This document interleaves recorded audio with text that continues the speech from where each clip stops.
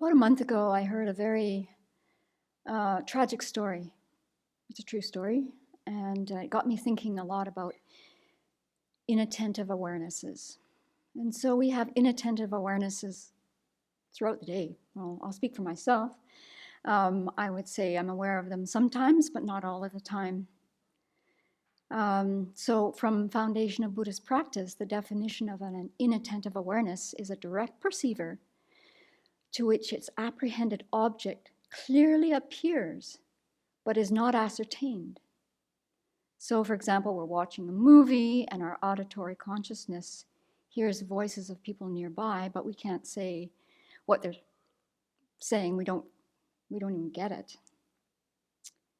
So some other examples that are common examples is we might be out in the garden, we're looking at the perennials, and sitting right on top of the perennial is a garter snake, but we don't even see it. And then someone comes by and says, "Look at that garter snake." And you're looking right at the plant. I'm looking right at the plant, but I don't see the garter snake. So my eyes are open, but probably I'm telling myself a story about something else. Likely that's happening.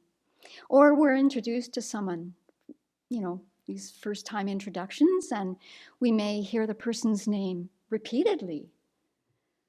And then, can you remember the name after you're introduced to the person? Quite often, I think I'm paying attention to the person's facial expression or the sound of their voice or something, but I just don't catch the name, and it can be quite embarrassing. What are other examples? I used to have this experience. It's not a happy recounting, but I had a half-hour commute to work when I was teaching school. And there were some mornings where I would get to school and I wasn't too sure how I got there.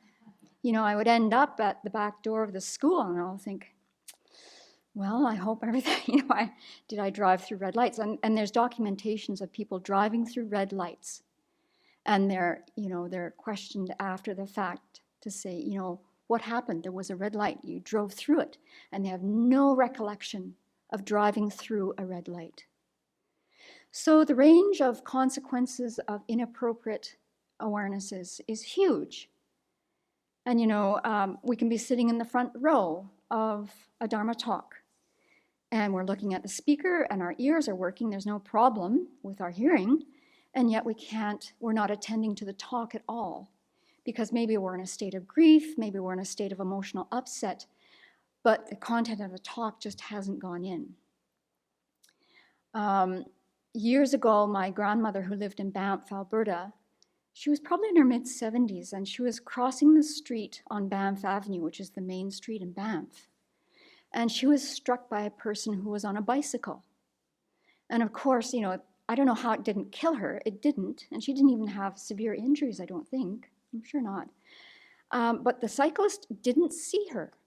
And it wasn't like the person had his or her head down. I think it was a young guy.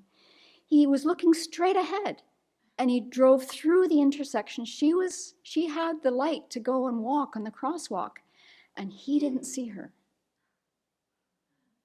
So what got me going on this topic, and this is a tragic story, but I think we sometimes need to be shaken up and to not waste our precious human life just sort of coasting through and zoning out, which is what happens when we're not attentive.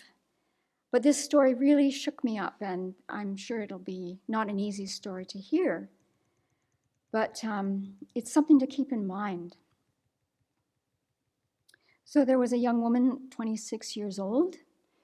She had just finished her nursing degree, and she was starting a job at a hospital in central Alberta. And she wasn't even doing 12-hour shifts yet. She was just in the training period. It was an orientation day.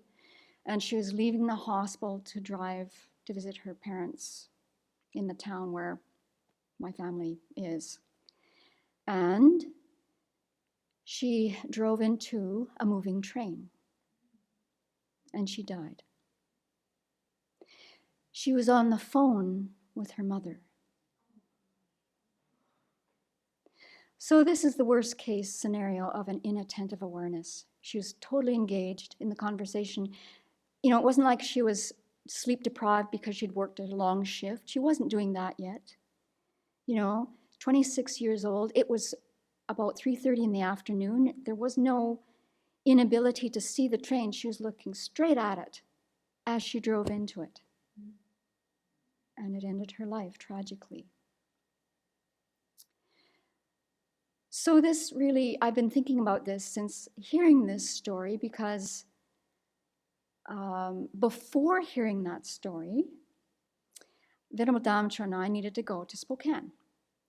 And we did some errands there, and we were driving back, and I needed to have a phone conversation with someone that was scheduled. But the trip happened after this phone call was scheduled. So I just said to Venerable Damcho, I've got this call, we're driving back from Spokane, and you can hold the phone, and I'll talk.